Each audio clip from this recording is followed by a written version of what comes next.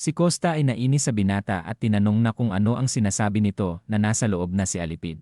Ayon kay Costa, si Petro daw ang may mataas na tsansa na siya ang traidor sa kanila, na agad namang itinanggi ng ating bida. Napansin ni Costa na hindi ordinaryong binata lang ang ating bida dahil sa pwesto nito ay nakahandang pumalag sa kanya ang binata. Ang sekretary ay biglang inawat ang dalawa at ipinaalala na ito ang gustong mangyari ni Alipid.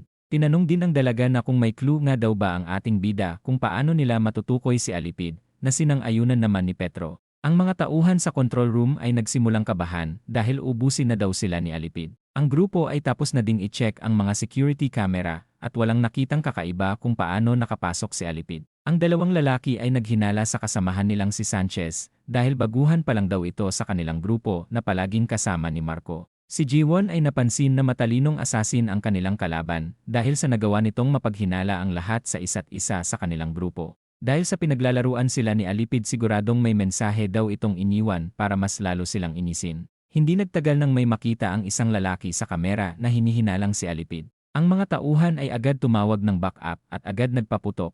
Ang mga tao ay naghinalang patay na si Alipid, ngunit ang dalawang tauhan ay bigla na lang lumutang sa ere na tila sinasakal. Mula sa madilim na sulok si Alipid ay nagsalita at hinamon si Petro na hanapin siya nito. Habang nagkakagulo ang lahat, si Jiwon ay nag-umpisang makaisip ng ideya. Ang dalaga ay naalala na pinalitan niya ang mga security camera upang makapag-record ng audio, ngunit ang isang kamera kung saan namatay si Marco ay wala siyang narinig na audio. Si Jiwon ay napagtantong hindi ni-record ngayong araw ang video ng pagpatay, agad na din siyang kumilos at tinawagan ang ating bida. Habang sinasabi ni Jiwon ang kanyang mga nalalaman kay Petro, bigla na lang may dumaan sa kanyang tabi na lalaki na bigla namang nakapagpahinto sa dalaga. Dahil sa ginagawa ni Alipid, si Jiwon ay napansin na minamaliit siya nito. Ang dalaga ay sinabi kung saan siya makikita ng ating bida, na nagpaalala naman kay Petro dahil sa balak labanan ni Jiwon ng mag-isa ang kalaban. Si Petro ay agad kumilos upang bumak-up, ngunit si Costa ay humarang at muling pinaghinalaan ang ating bida. Si Petro ay iniisip na hindi sila maniniwala kahit nasabihin niya pa ang totoo, dahil sa nagmamadali siya para pumunta kay Jiwon, agad niyang pinatabi si Costa sa kanyang daraanan. Matapos niyang mayabangan sa ating bida, si Costa ay muling sinabi na manatili lang ang binata sa kanyang paningin. Dahil sa walang balak tumabi si Costa, si Petro ay binalaan na babalian niya sila kung hindi sila tatabi sa kanyang daraanan. Habang hinahamon niya ang ating bida, ang eksena ay nalipat kay Jiwon. Ang dalaga ay pinuri ang kakayahan ni Alipid na makapagtago sa lahat, ngunit nagkamali daw ito ng kinalaban dahil sa nalaman niya na kung sino talaga si Alipid. Habang ipinapaliwanag ni Jiwon kung paano niya nahanap si Alipid, ito ay pinuri din naman ang dalaga sa kakayahan nito. Si Jiwon ay masaya sa muli nilang pagkikita dahil ang Alipid ay walang iba kundi si Marco mismo. Ang dalaga ay nandiri sa amoy na lumalabas kay Alipid dahil siguradong may amoy daw kung saan nagbabalat kayo si Alipid. Si Jiwon ay sinabing tanggalin na nito ang kanyang maskara dahil sa hindi niya din lang naman ito makikita. Ilang sandali pa ng pag-iisip, si Jiwon ay natuwa dahil sa tuluyan ng tinanggal ni Alipid ang kanyang pagbabalat kayo. Habang naglalandian pa ang dalawa sa kanilang pag-uusap, si Alipid ay napansin na isang bulag ang dalaga, kaya naman mahihirapan daw itong makipaglaban sa kanya. Si Jiwon ay nag-alala dahil may nararamdaman siyang kakaiba sa lugar, ngunit siya ay hindi nag-alala dahil sa kakampi niya naman daw ang madilim na lugar. Siya ay biglang sinira ang linya ng kuryente, na ipinagtaka naman ni Alipid sa pagpatay ni Jiwon ng ilaw sa paligid. Si Jiwon ay nag-umpisa ng kumilos, napansin ni Alipid na madayang makipaglaban ang dalaga. Habang kumikilos si Jiwon sa paligid, ipinaliwanag niya rin naman ang kakayahan niyang makakilos sa dilim dahil sa matinding training na pinagdaanan niya simula noong mawalan siya ng paningin. Ayon kay Jiwon, ang kakayahan niyang echolocation ay may kakayahang maramdaman niya ang mga bagay na nasa paligid. Dahil sa walang nakikita sa sobrang dilim, si Jiwon ay inakalang madali niya na lang matatalo si Alipid. Habang patuloy na sumusugod si Jiwon sa kanyang kalaban, ito ay biglang nakaiwas sa atake. Dahil sa short circuit na nangyari, ang dalaga ay napansin rin na nagawang masalo ni Alipid ang kanyang pag-atake, na kanyang ipinagtaka na kung paano ito nangyari. Si Alipid ay ipinaliwanag ang kanyang kakayahan at sinabing mas matindi ang kanyang pandama kesa kay Jiwon dahil sa simula pa noong ipinanganak siya ay bulag na siya. Si Jiwon ay nagsimulang kabahan dahil sa nararamdaman niyang mataas na frequency kay Alipid. Habang sinasabi na mas accurate ang kanyang echolocation, si Alipid ay muli nang sumugod kay Jiwon upang tapusin na ang laban. Ang eksena ay nalipat sa paghahamon ni Costa, kaya naman si Petro ay nagsimula na din kumilos upang umatake. Si Costa ay hindi mahulaan ang gagawin ng binata hanggang sa bigla na lang itong tumalon kay Costa at mabilis na nakalayo sa kanya. Siya ay nagulat sa kakayahan ng ating bida. Ang mga kasamahan niya ay naghanda upang habulin si Petro, ngunit pinigilan lang sila ni Costa. Siya ay naramdaman na kaya siyang patayin ng binata kanina kung gusto nito, ngunit hindi nito ginawa. Ayon kay Alipid, si Jiwon ang una niyang target mula noong makita niya ito. Ang dalaga ay sinabi din namang pareho lang silang bulag, kaya naman bakit napakalupit daw nito sa kanya. Si Alipid ay nagsimulang sumugod at nagawang mapatilapon si Jiwon. Ang dalaga ay napagtantong napakalakas ng frequency ni Alipid na hindi niya pa naaabot. Si Jiwon ay inihalin tulad pa si Alipid dahil para na daw itong paniki sa kanyang kakayahan. Ang eksena ay nalipat sa nakaraan kung saan ang doktor ni Jiwon ay nabanggit ang tungkol sa mga taong ipinanganak na bulag. Ayon sa doktor, may kakayahan ito na hindi pwedeng maabot ni Jiwon dahil sa mas enhance ang iba nilang senses simula pa noong kanilang pagkapanganak. Habang pinapahirapan ni Alipid ang dalaga, si Jiwon ay napansin na mas malinaw ang nararamdaman ni Alipid sa kakayahan nitong echolocation. Dahil sa mas sensitive ang pandama ni Alipid sa kanya, si Jiwon ay nakaisip ng paraan upang subukan. Habang naglalakad palapit si Alipid, siya ay bigla na lang nakarinig ng tunog na nagpasakit sa kanyang ulo, na kagagawan mismo ni Jiwon. Ang dalaga ay muling sumugod, ngunit nagulat lamang siya dahil si Alipid ay nagkukunwari lamang at sumasakay sa trip ni Jiwon. Matapos ibato ang kanyang mga patalim, ito ay tumama kay Jiwon na nagkamali sa kanyang akala. Habang nagpapatuloy ang kanilang laban na kung saan malaki ang kalamangan ni Alipid, siya ay sinabi ding normal lang na killer si Jiwon na hindi kayang tapatan ang kanyang kakayahan. Si Alipid ay patuloy minaliit si Jiwon at sinabing isang mahalagang bitag ang dalaga para mapalabas niya si Petro. Si Alipid ay naghanda ng tapusin ang laban, ngunit si Petro ay bigla na lang dumating at napuruhan sa mukha ang kalaban at napatalsik ito ng malakas. Si Jiwon ay napagtanto na ang senior Petro niya ang dumating, ngunit ang ating bida ay pinaalala na siya ang kanyang senior sa ngayon. Ang dalaga ay agad sinabi na si Alipid ang lalaking napuruhan ng binata at sinabing bulag din ito na napakalakas. Ang ating bida ay nagtaka kung bulag nga daw ba talaga ang kanyang kalaban dahil sa nagawa nitong masangga ang kanyang atake. Si Alipid ay napansin na mukhang si Petro ang dumating, ngunit napakabata pa nito. Sila Costa ay bigla na lang dumating sa pagsunod nila sa ating bida, ngunit si Alipid ay sinabi na papatayin niya sila kahit anong mangyari. Siya ay bigla na lang bumato ng patalim na agad namang napigilan ni Petro. Matapos ang maikling oras, si Alipid ay bigla na lang nawala sa kanilang paningin. Habang nagtatago si Alipid sa isang sulok, ang sekretary ay agad namang sinabi kung saan pumunta si Alipid. Siya ay nagsimulang mag-isip ng malalim dahil sigurado daw siyang nasangga niya ang atake ng ating bida, ngunit hindi niya maipaliwanag kung bakit siya naiinis sa binata. Ang eksena ay nalipat kay Jiwon kung saan nagrereklamo ito sa kanyang pinsala at gustong i-comfort siya ni Petro, na agad namang tinanggihan ng ating bida. Habang patuloy humihingi ng lambing ang dalaga, si Petro ay iniisip rin naman ang iba't ibang klaseng kakayahan ni Alipid. Mula sa kabilang linya, si Costa ay inireport na hindi nila nagawang mahanap si Alipid. Si Jiwon ay sinabing alam na nila ang katauhan ni Alipid, kaya naman siguradong magmamadali na ito upang patayin si Yeonchang. Si Costa ay nagsimulang utusan ang kanyang mga kasama upang hanapin si Alipid sa iba't ibang lugar. Si Costa ay sinabi din na alam na nila ang itsura ni Alipid, kaya naman siguradong magmamadali na daw itong tapusin ang chairman. Si Petro ay napagtantong tama ang sinabi ni Jiwon, nakaisip na rin siya ng paraan kung ano ang pwedeng gawin ni Alipid upang patayin si Yeonchang. Matapos utusan ang kanyang mga kasamahan, si Petro ay sinabi din naman na siguradong nagbalat kayo na naman si Alipid upang makalapit sa chairman.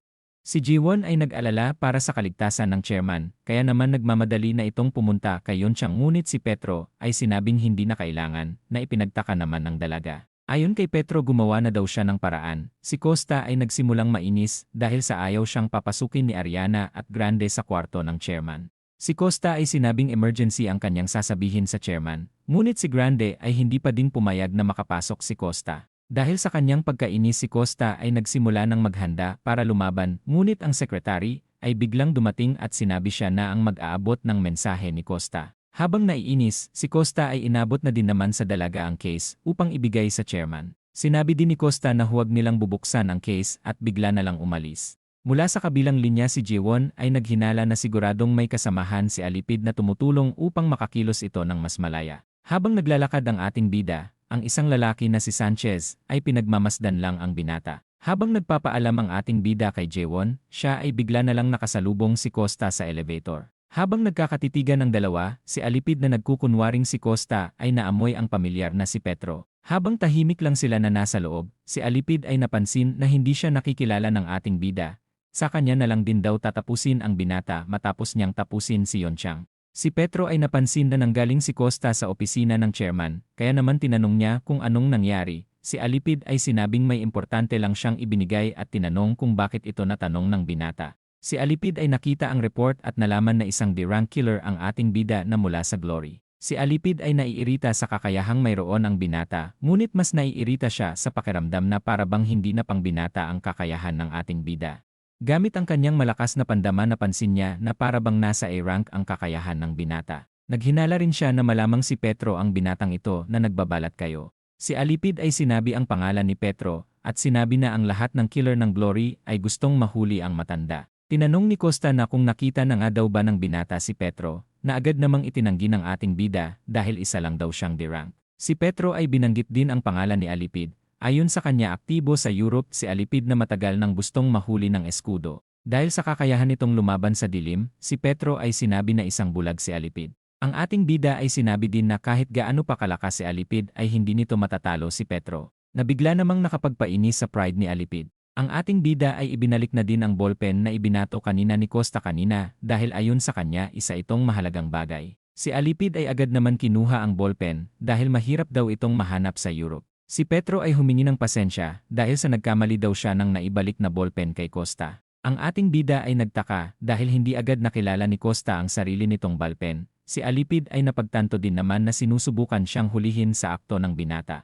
Si Petro ay muling sinabi na mukhang may problema sa mata si Costa. Matapos mahuli ng ating bida si Alipid na nagkukunwaring si Costa, ipinaliwanag niya din naman na ang iba't ibang tao ay may habit na ginagawa. Si Petro ay ipinaliwanag ang tungkol sa mga habit na ginagawa ng mga bulag at ito ang pagkapa sa mensahe na meron ang bote. Si Alipid ay tuluyan ng nainis at bigla na lang namatay ang ilaw sa loob ng elevator. Si Alipid ay tuluyan ng sumugod kay Petro at nagawang mahiwa ito sa iba't ibang parte ng katawan. Dahil sa mga mapanganib na pag-atake ng kalaban, si Petro ay kinabahan na matamaan ng pagsaksak. Ilang sandali pa, ang elevator ay tuluyan ng nagbukas. Mula sa kabilang linya si Jiwon ay nagtataka sa kalagayan ni Petro, kaya naman sinabi nitong nagkaroon siya ng pakikipag-usap ngayon kay Alipid. Ang ating bida ay sinabi na din na hanapin nila ang katawan ni Costa dahil si Costa daw sa ngayon ang ginaya ni Alipid. Habang iniisip ng ating bida na delikado ang kakayahan ni Alipid, si Alipid ay hindi rin naman makapaniwala sa nangyari kanina. Mula sa nangyaring laban kanina, si Petro ay nagawang madaplisan, ngunit noong unang masangga niya ang isang atake, ay nagawa na nitong masangga ang lahat mula sa liwanag ng friction na nagagawa ng pagsangga. Si Alipid ay nagtaka sa kanyang nararamdaman dahil sa ngayon pa lang siya nakaramdam ng gustong-gusto niyang patayin ang isang tao sa gitna ng kanyang misyon. Mula sa kabilang linya si Alipid ay kinausap ang kanyang kasamahan at sinabing gamitin na nito ang kanilang backup na plano. Si Petro ay nagsimulang tumakbo at binanggit kay Jiwon ang tungkol sa usok na kumakalat bilang panglito dahil ibang tao na daw ang balak tumapos kay Yonchang. Habang nagtataka si Jiwon na kung sino ang balak pumatay sa chairman, ang ating bida ay ipinaliwanag ang tungkol sa taong pwedeng makalapit kay Yonchang nang walang problema at ito ay walang iba kundi ang sekretary nito. Si Alipid ay nakatanggap ng mensahe sa sekretary dahil ang miyembro ng Escudo ay papunta na sa kanyang kinaroroonan. Si Alipid ay agad namang sinabi na wala nang magagawa ang grupo dahil sa tuluyan niya na silang tinapos. Ang sekretary ay papunta na sa kinaroroonan ni Yonchang at sinabing tatapusin niya na rin ito. Mula sa kabilang linya ang dalaga ay biglang nagulat na ipinagtaka naman ni Alipid. Ang sekretary ay biglang naniga sa takot dahil sa biglang paglitaw ng dalawang maskuladong babae. Ang sekretary ay sinabing mahalagang bagay ang nasa loob ng case, ngunit ang dalawang bodyguard ay hindi pumayag at gusto munang makita ang laman ng case. Sila ay agad nang kinuha ang briefcase at nakita ang laman nito. Nagtaka rin sila na kung para saan nga daw ba ang bakanteng lagayan. Si Ariana ay napansin na espiya ang sekretary, kaya naman wala na itong nagawa kundi protektahan ang kanyang sarili. Siya ay bigla ding kinabahan dahil sa malamang nasa B-rank daw ang kakayahan ng dalawang bodyguard. Dahil sa paglaban na lang ang kanyang magagawa siya ay tuluyan ng sumugod, ngunit madali lang naman siyang napigilan. Si Grande ay madali lang din sinira ang patalim ng dalaga, na tuluyan nang nakapagpawala ng kanyang pag-asang mabuhay. Si Ariana ay pinaalala na wala nang magagawa ang sekretary, na kanya namang sinang-ayunan sa kanyang isipan. Ang sekretary ay nagmakaawa para sa kanyang buhay dahil sa biktima lang daw siya at walang magagawa kundi ang sumunod sa mga utos. Ang dalawang bodyguard ay pumayag na buhayin ang sekretary kung sasabihin nito kung nasaan si Alipid. Habang sinasabi niya ang kinalalagyan ni Alipid, siya ay bigla na lang inatake nito at tinusok sa leeg. Matapos nilang makita si Alipid, siya ay sinabi din namang hindi na importante kung makita man siya ng kanyang mga kalaban. Dahil sa liwanag na nanggagaling sa buwan ang mga bodyguard ay umaasang matatalo nila si Alipid, na agad namang itinanggi ni Alipid. Ayon sa kanya, hindi siya mahina porket maliwanag ang paligid at agad nang sumugod sa dalawang maskulado. Ilang sandali pa, sila Petro ay tuluyan ng dumating at napansin ang tatlong naghihingalo sa kanilang buhay. Si Ariana ay may malay pa at may ibinigay na cellphone sa ating bida. Mula sa kabilang linya si Alipid ay ipinaalalang hindi pa tapos ang kanilang laban ng binata. Upang maipagpatuloy ang kanilang laban, si Alipid ay pinapunta si Petro sa isang lugar dahil kung hindi ay mamamatay daw si Yonchang. Mula sa kwarto ni Yonchang si Jaewon ay tinawag ang ating bida na agad namang pumunta. Si Petro ay nainis kay Alipid dahil sa ginawa nitong pagpapatulog kay Yonchang at paglagay ng bomba sa lieg nito. Ang ating bida ay naghinala na kay Alipid ang switch ng bomba, kaya naman sinabihan niya si Jaewon na ipagpatuloy lang nito ang kanilang napag-usapan nilang plano kanina. Matapos magpatawag ng mga medic at bomb squad, si Petro ay sinabi ding pupunta siya sa kinaroroonan ni Alipid. Si Jaewon ay nag-alala para sa ating bida dahil siguradong trap daw ang pupuntahan nito. Ang binata ay ipinaalala sa dalaga na kung sino siya bago ito tuluyang umalis. Matapos ang pamamaalam ng ating bida si Jaewon ay wala nang nagawa kundi ang mamangha sa binata dahil sa siguradong magtatagumpay daw si Petro kahit anong mangyari. Ang eksena ay nalipat sa lugar ni Rafael, nag-alala din ang kanyang tauhan dahil maaari daw na matalo si Alipid at mas magandang magpadala na lamang sila ng isa pang disipo. Si Rafael ay hindi sumang-ayon sa plano dahil sa ugaling mayroon si Alipi baka mapatay niya lang daw ang kasama nito sa misyon. Ang eksena ay nalipat sa nakaraan kung saan si Alipid ay naramdaman na may ibang tao sa loob ng kanyang lugar. Mula sa isang sulok, si Rafael ay namangha sa kakayahan ni Alipid dahil nagawa nito silang maramdaman kahit na nagtatago sila sa madilim na sulok.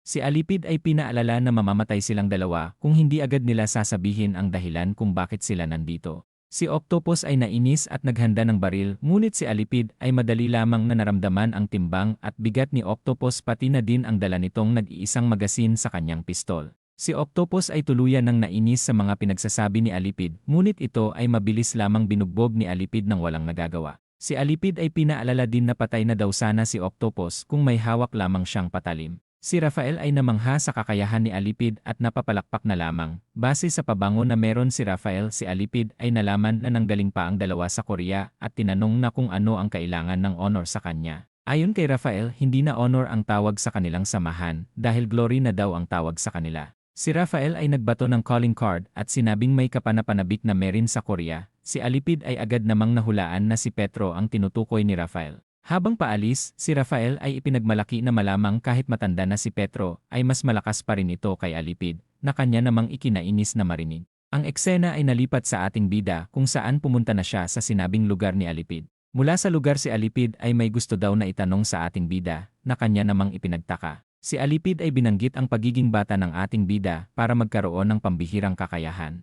Ang binata ay napansin na may gusto itong sabihin, kaya naman linawin na lang daw ni Alipid ang kanyang sasabihin. Si Alipid ay sinabing hindi na siya magpapaligoy-ligoy at tinanong na kung ang binata nga daw ba si Petro. Ang ating bida ay sinabing kailangan ng mamatay ni Alipid kung alam niya nang siya si Petro. Si Alipid ay pinagmayabang ang hawak niyang switch ng bomba dahil siguradong sumasabog daw ang mga gawa ni Matthias na bomba. Si Petro ay nagsimulang mainis at binalaan si Alipid na siguradong mamamatay ito kung sakaling pipindutin nito ang buton. Si Alipid ay walang alinlangan na pinindot ang buton dahil sa gusto niya daw na mas lalo pang mainis ang binata sa kanya. Mula sa ibang lugar kung nasaan sila Yonchang pati na din si Jaewon, ang parte ng gusali ay bigla na lang sumabog. Si Alipid ay inakalang si Petro daw talaga ang kanyang kaharap dahil sa kumpiyansa nito, ngunit dahil sa ipinapakitang kahinaan ng binata ay nagkamali daw siya sa kanyang akala. Si Petro ay tinanong na kung alam nga daw ba ni Alipid ang kanyang ginawa, na kanya namang sinang-ayunan at sinabing siguradong patay na si Yonchang pati na din ang bulag na si Jaewon. Si Alipid ay muling sinabi na may gusto siyang ipakita sa binata. Ilang sandali pa ang mga bombilya ay bigla na lang sumabog dahil sa device na pinindot ni Alipid. Habang naghahanda si Alipid para tapusin ang binata, si Petro ay naalala naman ang dating disciple Johan dahil sa kanyang pagkakaalala ay lagi itong may dalang night vision. Napagtanto ni Petro na hindi gagana ang paraan ng dating Johan, kaya naman kailangan niya daw ng panibagong diskarte. Si Alipid ay pasugod na sa ating bida at bumato ng mga patalim kay Petro.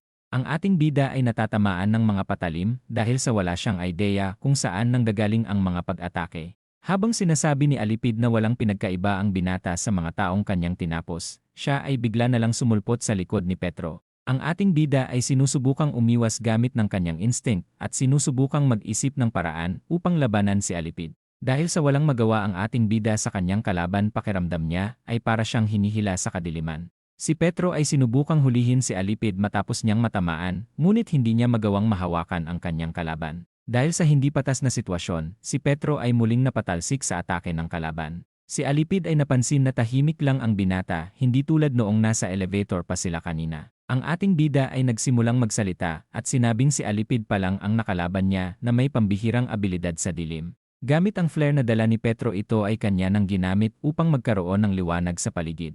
Si Alipid ay natigilan sa kanyang nakita, ngunit madali niya lang na hiniwa ang liwanag na dala ng ating bida. Dahil madali niya lang napatay ang ilaw ng binata, muling sinabi ni Alipid na walang pinagkaiba ang binata sa iba niyang nakalaban noon. Si Petro ay napangiti na ipinagtaka ni Alipid. Ayon sa ating bida, wala naman daw siyang balak na gamitin ang liwanag upang labanan si Alipid. Binanggit niya rin na may malaking kahinaan ang echolocation na mayroon si Alipid.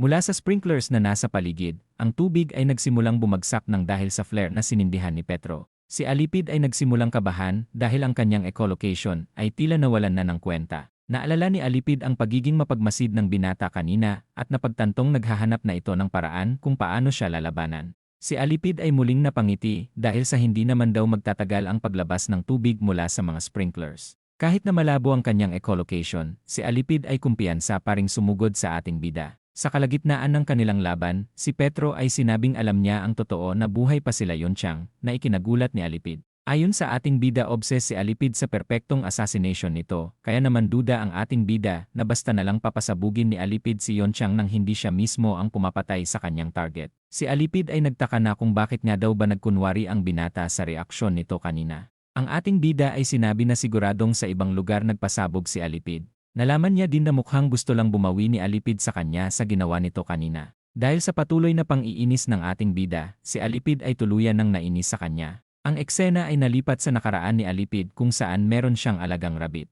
Ang ibang bata ay gustong mahawakan ang kanyang alaga, ngunit si Alipid ay tumangging hawakan ng iba ang kanyang rabbit.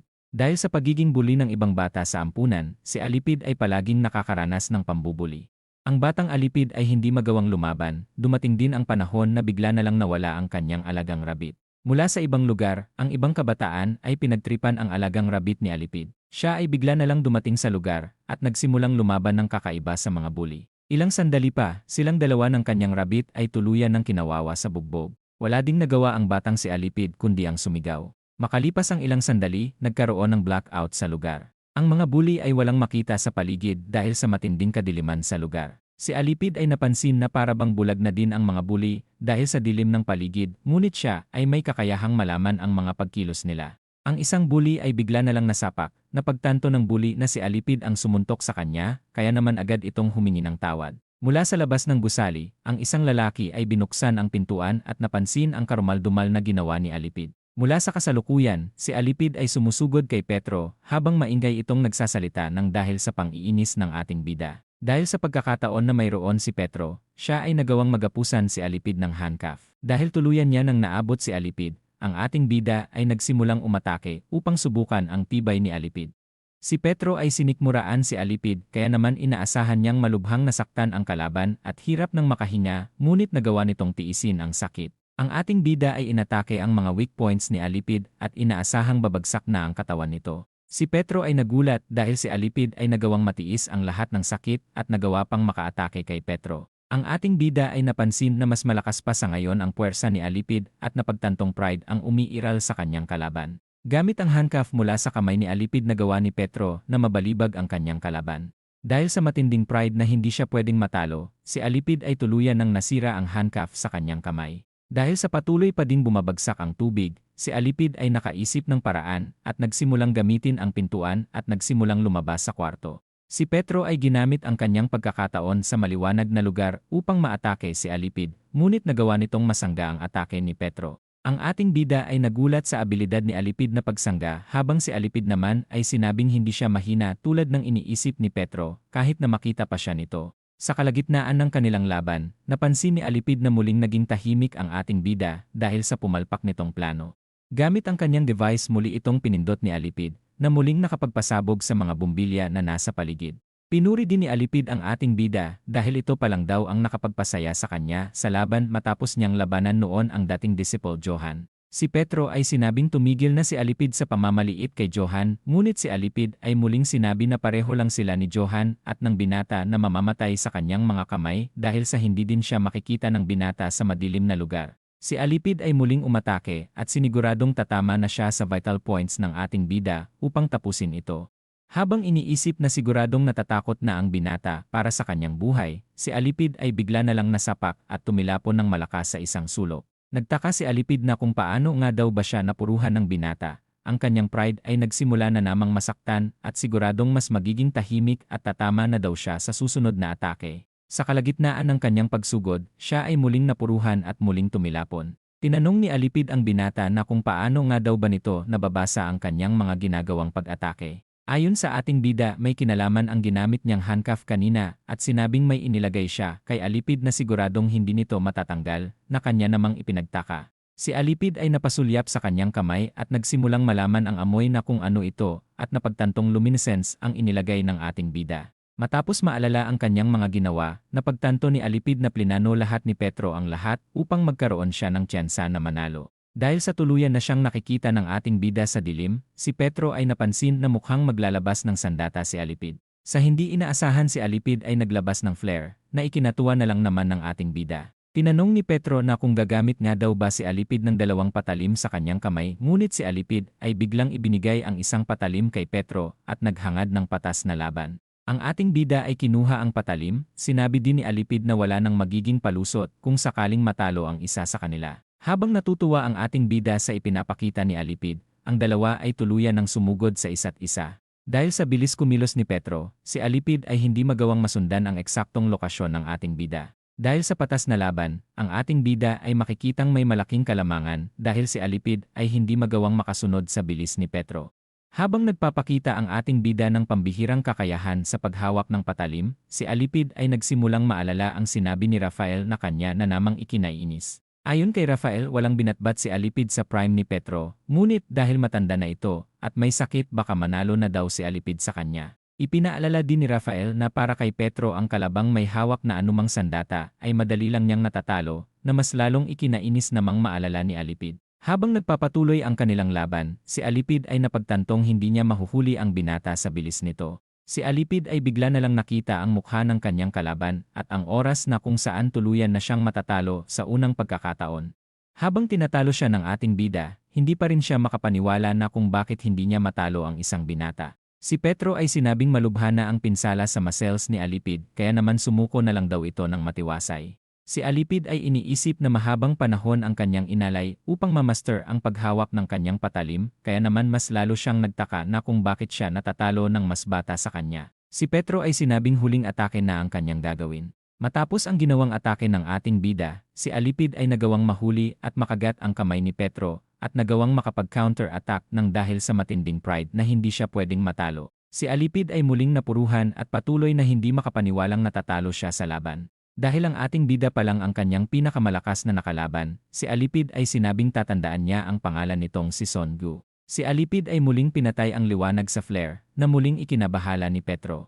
Mula sa isang sulok na pansin ng ating bida ang biglang pagdating ng mga sundalo, napagtanto niya din na naramdaman ni Alipid ang pagdating ng grupo kaya naman tuluyan na din itong tumakas. Matapos ang naudlot na laban ng dalawa, ang eksena ay nalipat sa ibang lugar kung saan patuloy hinahanap ng grupo si Alipid. Si Jiwon ay kinamusta ang mga nangyayari at tinanong ang kalagayan ng ating bida. Mula sa isang sulok ay may tumatakbong sundalo na si Alipid, na agad din namang naramdaman ni Jiwon. Siya ay napansin ding may bagay na inilagay ang misteryosong tao sa kanyang bulsa. Mula sa mensahe si Alipid ay inalok ang dalaga na makipag-date sa kanya balang araw, na ikinainis naman ni Jiwon na kung ano nga daw ba ang plinaplano ni Alipid. Mula sa ibang lugar, ang dalawang bodyguard at ang secretary ay maswerteng nakasurvive sa kabila ng malubha nilang mga pinsala. Ang doktor ay sinabing maswerte ang tatlo dahil sa walang vital points na natamaan sa mga pagsaksak.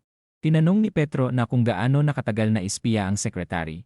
Ayon sa kanya matagal na siyang espiya para sa Glory at sinabi rin na marami pa ang katulad niya na espiya rin mula sa iba't ibang lugar. Habang naglalakad, tinanong ni Jiwon na kung bakit pinakawalan ni Petro si Alipid. Ayon sa ating bida tutulong balang araw si Alipid sa kanila na ipinagtaka naman ni Jiwon. Ang eksena ay nalipat sa ibang lugar kung saan gumagawa ng one-hand stand si Rafael sa isang bote. Si Rafael ay inaasahan ng patay na si Yonchang ngunit si Alipid ay sinabing hindi pa patay ang chairman, na ipinagtaka naman ni Rafael at tinanong na kung inatake nga din daw ba siya ni Petro. Ayon kay Alipid hindi niya nakita si Petro sa gusali. Mula sa isang sulok dumating ang isang disipo at sinabing isang talunan si Alipid na kanya namang hindi nagustuhan na marinig. Si Tadeus ay agad namang humingi ng pasensya dahil sa nagbibiro lamang daw siya. Si Alipid ay biglang inatake si Tadeus at sinabing isang babala ang kanyang ginawa. Habang nagkakainitan ang dalawang disipo, si Rafael ay natutuwa din namang makita ang magiging salpukan ng isang pinakamagaling na assassin at pinakamagaling na martial artist.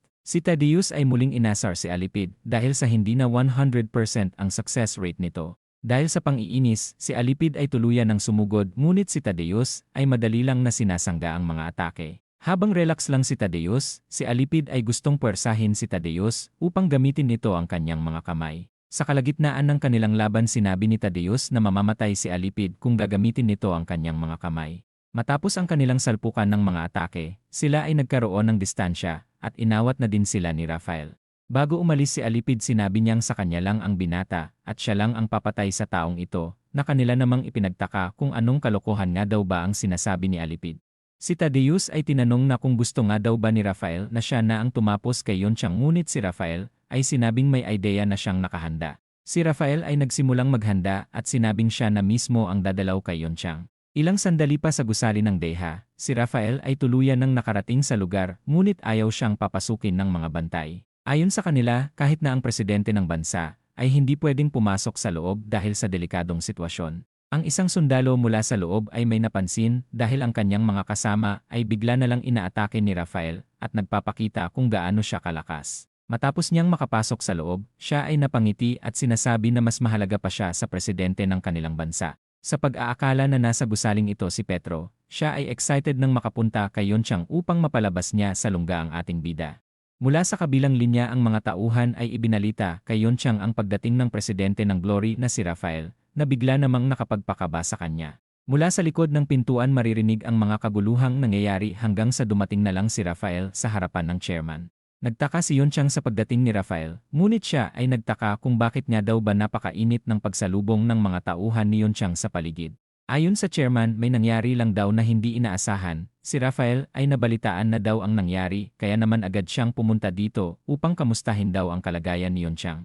Ayon kay Yonchang masaya siya sa pagbisita ni Rafael, ngunit wala naman daw seryosong nangyari. Ang isang sundalo sa isang sulok ay nagtaka kung sino ang dumating, napansin niya rin na mukhang mag-isa lang ang lalaki na nilagpasan ang napakaraming bantay sa gusali. Ayon sa sundalo malinaw na nasa kanila ang kalamangan, ngunit sa hindi malaman na dahilan ang sundalo ay nararamdaman na mamamatay siya kapag nag-umpisa siyang kumilos. Si Rafael ay nabalitaang mapanganib ang pinagdaanan ni Yonchang at tinanong kung sino nga daw ba ang tumulong sa chairman. Direkta niya ring tinanong na kung si Petro nga daw ba ang tumulong sa kanya. Si Yonchang ay nagsimulang kabahan at natatakot magsinungaling dahil sa nakakatakot na mga mata ni Rafael. Ang chairman ay sinabing wala si Petro sa lugar na ito. Kung sakaling pumunta daw ito sa kanyang lugar siguradong hulihin niya rin daw ito. Habang natutuwa si Rafael sa sagot ni Yonchang, siya ay nagsimula ding hawakan ang necktie nito. Habang binabalaan niya si Yonchang sa matatalihagang salita, si Yonchang ay napagtantong mamamatay siya ngayon mismo kung sakaling magkamali siya ng sasabihin. Ang chairman ay nagsimulang sabihin na hindi si Petro ang tumutulong sa kanya, ngunit isang killer din daw na mula sa Glory. Ayon sa kanya umarkila daw siya ng killer mula sa Glory dahil siguradong mahuhuli nila ang matandang si Petro. Si Rafael ay tuluyan ng nagsawa sa mga sinasabi ni Yonchang, binanggit din ni Rafael ang kinain nito kaninang umaga at ipinaalam na alam lahat ni Rafael ang lahat ng kilos ni Yonchang. Sa oras din daw na malaman niyang nakikipagtulungan ang chairman kay Petro siya mismo ang tatapos kay Yonchang. Mula sa hospital ng gusali may emergency ang nangyari mula kay Yonchang. Ilang sandali pa si Petro ay napansin ang pagkataranta ni Yonchang dahil sa ginawang pagbabanta ni Rafael sa kanya. Pinapaalis niya rin ang lahat ng tao sa kanyang paligid sa pag-aakalang espiya ng Glory ang lahat ng kanyang tauhan. Ang isang psychiatrist ay hindi magawang mapakalma ang chairman. Si Jaewon ay napansin ang isang bagay na palaging dala ni Yonchang na agad namang natandaan ng ating bida. Si Petro ay pinalabas ang lahat pati na din si Jaewon na kanilang ipinagtaka. Ang doktor ay nagtaka sa mga nangyayari kaya naman sinabi ni Jaewon na si Petro na ang bahala sa lahat. Ang binata ay nagpakilala bilang Songu at sinabing kumalma na si Yonchang dahil silang dalawa na lang daw ang nasa kwartong ito. Habang patuloy na natataranta si Yonchang sa matinding takot na kanyang nararamdaman, si Petro ay bigla na lang sumigaw at sinabing nakakadismaya ang ipinapakita ni Yonchang. Pinaalala niya rin ang pangako nila sa isa't isa noong nakaraan. Ang chairman ay bigla na lang natigilan, at ang eksena ay bigla na lang nalipat sa nakaraan kung saan iniligtas siya ni Petro. Ang ating bida ay may naramdamang mga kalaban at pinaghintay na muna ang bata sa isang sulok. Matapos paupuhin sa isang sulok, inutusan niya rin itong pumikit at magbilang ng 10 segundo. Ang mga kalaban ay napansin na nakita na sila ni Petro, kaya naman naghanda na ang dalawang kalaban upang lumaban. Ang lalaki ay nagulat dahil sa bigla na lang nawala ang ating bida. Mula sa isang sulok, si Petro ay mabilis na kumilos at tinapos ang mga kalaban. Ang ating bida ay tinawag na din ang batang si Yonchang at sinabing aalis na sila. Mula sa kalagitnaan ng kanilang biyahe, si Petro ay pinaalalahanan ang bata na siguradong marami pa itong pagsubok na pagdadaanan at panganib na lalagpasan.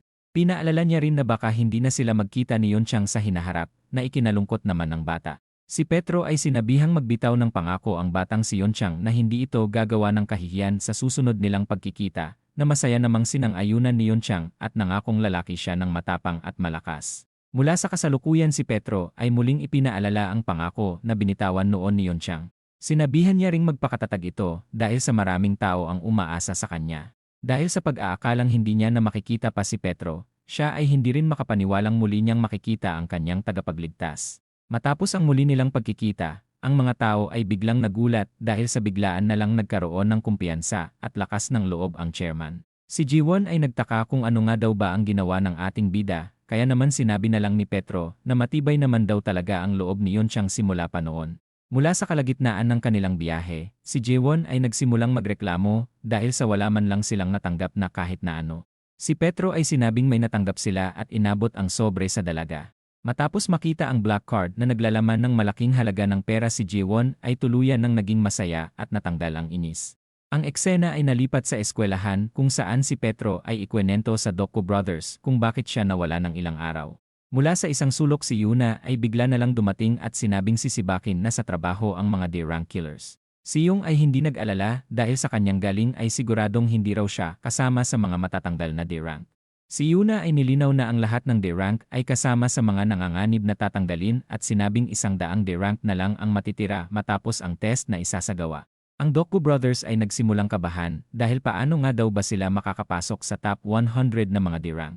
Napansin din nilang hindi kinakabahan ang ating bida, kaya naman sinabi niyang inaasahan niya nang mangyayari ito at nakapaghanda na ng paraan. Matapos magbukas ang pintuan, ang magkapatid na Dokgo ay bigla na lang nagulat sa kanilang nakita.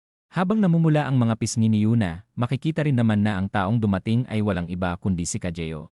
Ang magkapatid na Dokgo ay nagtaka na kung ano nga daw ba ang ginagawa dito ni Kajeo. Ang eksena ay nalipat sa nakaraan kung saan bumalik si Kajeo sa lugar ni Jiwon. Ang ating bida ay pinalabas na muna ang dalaga. Matapos makapagsolo ng dalawa, tinanong ni Petro na kung bakit nga daw ba bumalik si Kajeo. Bukod sa mga disciples, si Kajeo ay nagtaka sa lakas na meron ang ating bida, kaya naman tinanong niya na kung sino nga daw ba talaga ang binata. Si Petro ay sinabi na malamang hindi maniwala si Kajeo sa kanya, ngunit si Kajeo ay sinabing maniniwala siya kahit nasabihin pa nitong siya si Petro, na sinang-ayunan naman agad ng ating bida na siya talaga si Petro. Nabigla din namang ikinagulat ni Kajeo. Si Kajeo ay natigilan at muling naalala kung gaano kagaling ang binata sa pakikipaglaban. Iniisip niya rin na hindi na mahalaga kung nagsisinungaling ang binata. Ayon kay Kajeo bumalik siya sa Glory at nakita si Rafael, ngunit napagtanto niyang kulang ang kanyang lakas para talunin si Rafael. Dahil sa mas malakas ang binata sa kanya, si Kajeo ay gustong sanayin siya ni Petro upang mas lumakas pa.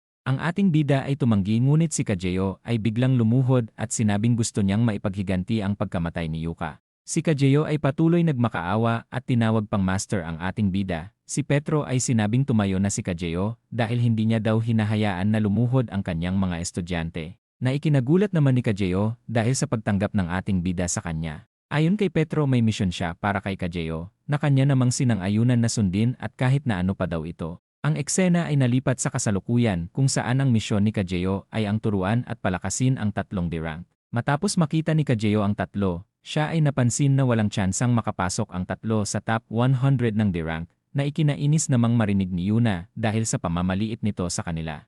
Habang napapangiti na lang ang ating bida sa isang sulok, sinabihan niya rin si Kajeo na sanayin niya ang tatlo ng mabuti dahil sa hindi niya daw pwedeng turuan ng direkta ang tatlo, na sinang-ayunan naman ni Kajeo. Si Yuna ay nagtaka na kung anong klaseng pagsasanay nga daw ba ang kanilang gagawin. Ilang sandali pa, ang tatlo ay nagkaroon ng matinding pagsasanay para mas lumakas pa, na pinangunahan ni Kajeo. Ang eksena ay nalipat sa base ng Glory, kung saan si Rafael ay napansin ang mga iniiwang bakas ni Petro tuwing may kasamang Glory Killers sa lugar. Sa kahabahan ng kanilang pag-uusap nila ni Tadeus, si Rafael ay nagkaroon ng ideya na malamang nagpapanggap na D-rank ang matandang si Petro. Habang nagtataka si Rafael kung paano nila mahahanap sa mga D-rank ang ating bida, si Tadeus ay sinabing may naisip na siyang paraan kung saan siya na daw mismo ang gagawa. Mula sa lugar ni Jewon, siya ay sinabing trap lamang ang isinagawang test ng Glory upang mahuli si Petro. Si Petro ay sinabing kahit anong sabihin ni Jewon ay magpapatuloy siya, kaya naman si Tadeus ay nagrekomenda na sumama upang makatulong.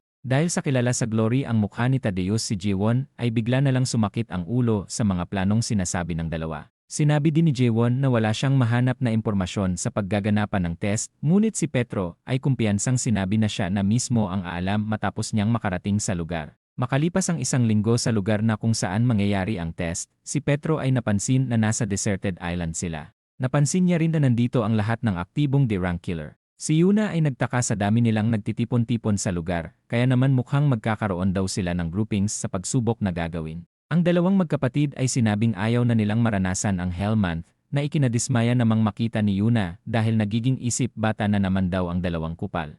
Hindi nagtagal nang bigla na lang nagsalita ang announcer ng bingo at ipinaliwanag na kailangan nila ang test na ito para sa mas magandang glory sa hinaharap. Ipinaliwanag niya din ang simpleng patakaran ng test at ito ay ang dapat sila makasurvive ng 2 araw sa isla. Ang ibang kandidato sa paligid ay nadalian sa test, ngunit ang announcer ay sinabing kailangan nilang maglaban upang makasurvive. Ang mananalo sa laban ay may tsansa din na makuha ang volunteer ID upang makapasa. Ibabase rin daw ang kanilang rankings kung gaano karami ang makukuha nilang ID. Ipinaliwanag din ng lalaki na pwede nilang gamitin ang anumang paraan upang makuha ang ID ng kanilang katunggali. Habang nagtataka ang announcer kung ilan nga daw ba ang makakapasa sa kanila, ang grupo ay pinapunta rin sa isang gusali upang makapaghanda. Habang nagpapalit ng kasuotan ang lahat, si Petro ay napansin na mas mapapadelikado ang kalagayan nila nang dahil sa uniform na ito. Dahil sa nakalagay ang kanilang ranggo sa uniform, si Petro ay nakasiguradong pag-iinitan sila ng ibang kalahok. Ang magkapatid na Dokgo ay napansin ang kakaibang fashion style ng dalawang kalahok at tinawanan pa ito. Mula sa isang sulok may mala-artista hinding dalaga kung saan agad na humaling ang magkapatid na Dokgo.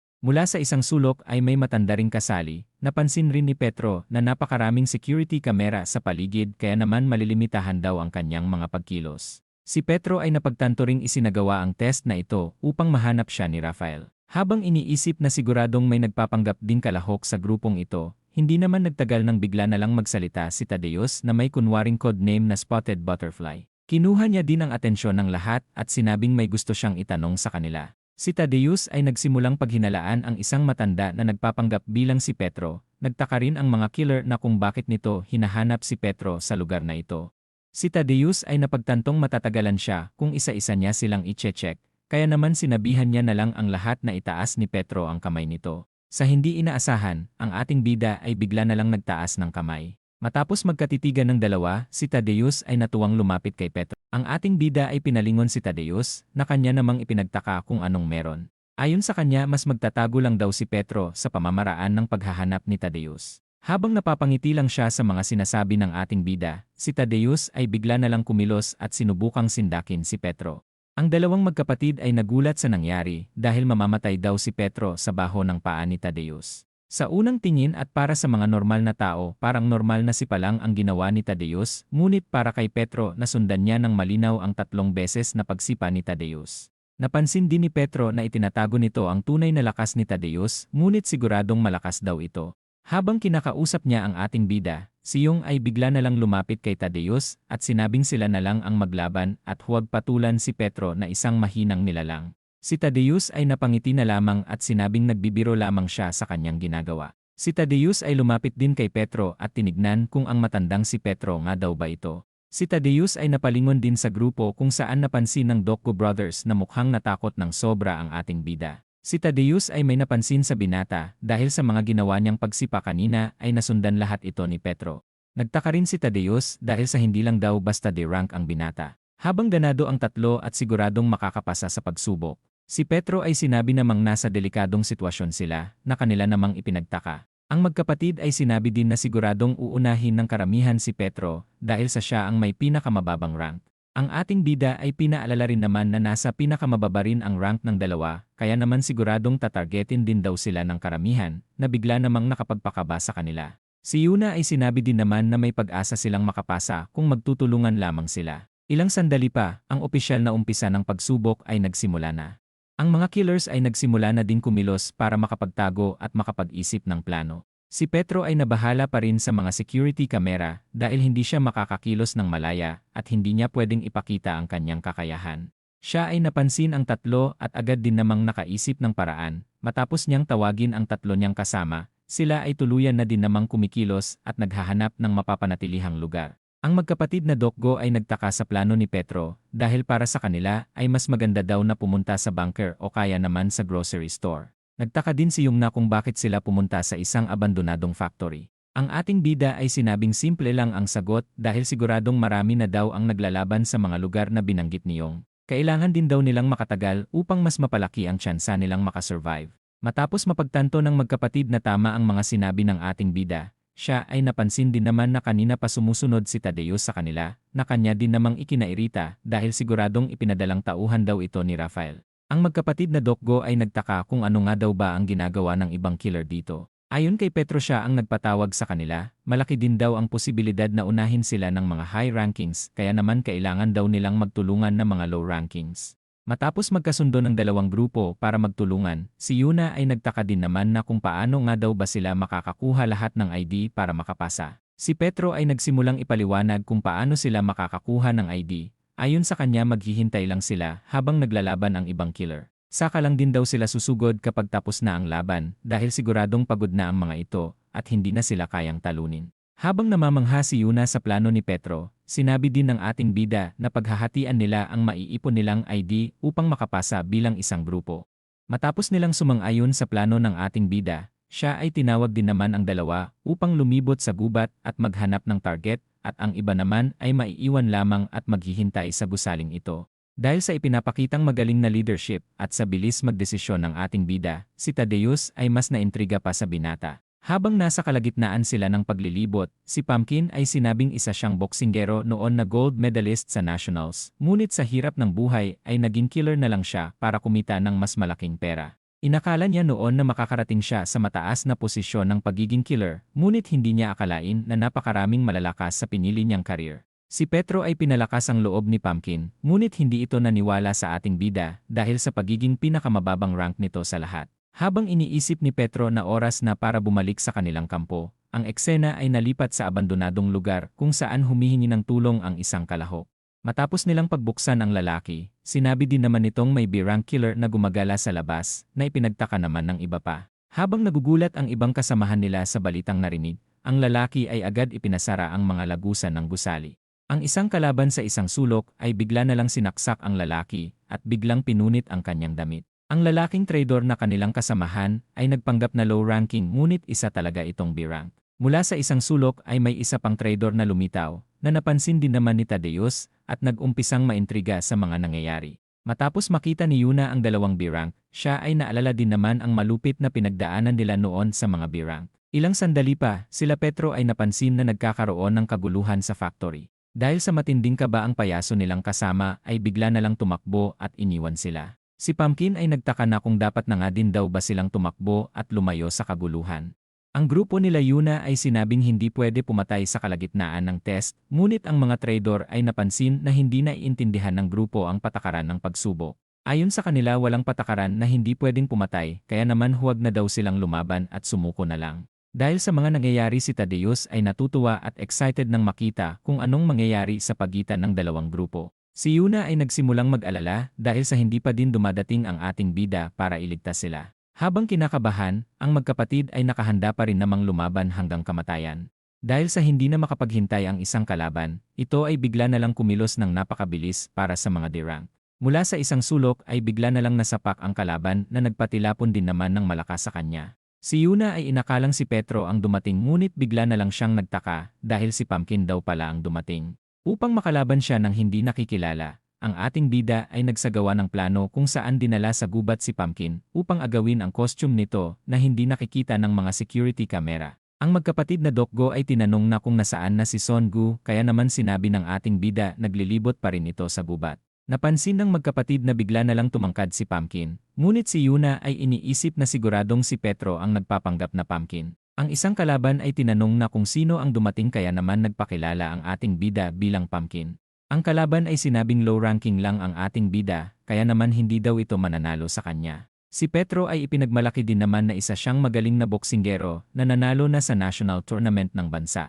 Ang magkapatid na Dokgo ay nag-alala dahil siguradong hindi daw mananalo si Pumpkin sa isang B-rank. Si Thaddeus ay may napansin na naman dahil ang skills na ipinapakita ni Songu at ni Pumpkin ay hindi pang D-rank. Dahil sa napakaraming nanunood sa kanyang laban, si Petro ay may naisip na paraan upang manalo sa laban ng hindi nahahalata. Ang lalaki ay natuwa na isang national champion sa boxing ang kanyang kalaban, kaya naman sumugod siya at gumamit din ng boxing technique upang pagbigyan ang ating bida. Si Yuna ay natuwa sa plano ni Petro na pagtago ng kanyang katauhan, inasahan niya na rin na madali na lang matatalo ng ating bida ang isang B-rank. Si Yuna ay nagulat dahil sa hindi niya inaasahang natatalo si Petro sa laban. Habang sumusugod ang kalaban sa ating bida, siya ay patuloy din namang nakakatama sa kanya. Habang nag-aalala ang magkapatid na Dokgo, si Yuna ay nagtataka din naman na kung bakit nga daw ba nagpapatalo si Petro. Si Thaddeus ay may napansin na naman sa gitna ng laban, dahil sa ipinapakita ng ating bida malamang nasa A-rank daw ang kakayahan nito. Ang kalaban ay nagtataka dahil sa sigurado naman daw siyang tumatama ang kanyang mga suntok.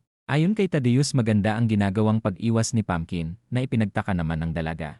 Ayon kay Thaddeus tinatamaan daw ang suntok si Pumpkin, ngunit sa ginagawa nitong head roll ay nababawasan ng malaki ang malakas na impact ng suntok. Ang mga nanunood sa paligid ay nagtaka dahil mas mukhang pagod daw ang B-rank kesa kay Pumpkin. Ang kalaban ay hindi makapaniwala sa nangyayari kaya naman muli siyang sumugod at sinubukang magseryoso. Ang ating bida ay tinapakan ang paa ng kalaban at nagkunwaring nadulas para makatama ng solido sa kalaban. Nagkunwari din si Petro na tsamba lamang ang kanyang pagkapanalo sa laban. Habang nagugulat ang lahat sa nangyari, si Thaddeus ay napansin na nagkunwari lamang si Pumpkin sa pagiging lampa upang matalo ang kalaban nito. Dahil sa level ng head roll na ipinakita ni Pumpkin na kahit isang world champion ay hindi ito kayang gawin, napagtanto ni Thaddeus na malakas talaga si Pumpkin at nag-umpisang manggigil na gustong labanan ito. Ang inambush kanina ng ating bida na kalaban ay napagtantong nasa alanganing sitwasyon siya, kaya naman bigla na lang itong tumakbo para makatakas. Ang grupo ay hinayaan na itong makatakas dahil sa hindi rin naman daw nila ito matatalo. Si Petro ay napansin na kakaumpisa pa lang ng test, ngunit napakarami ng naipon na ID ng mga B-rank.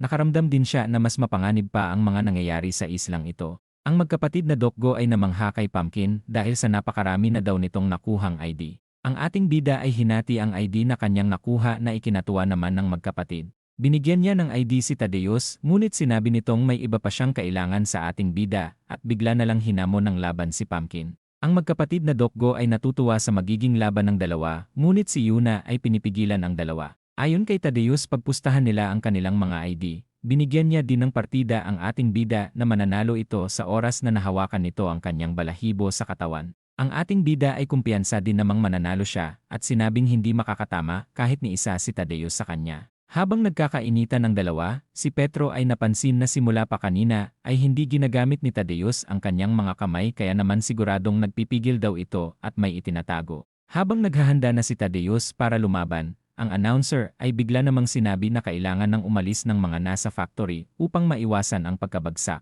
Dahil sa paglimita ng kanilang pagtataguan ang grupo ay nadismaya dahil sa naudlot na laban.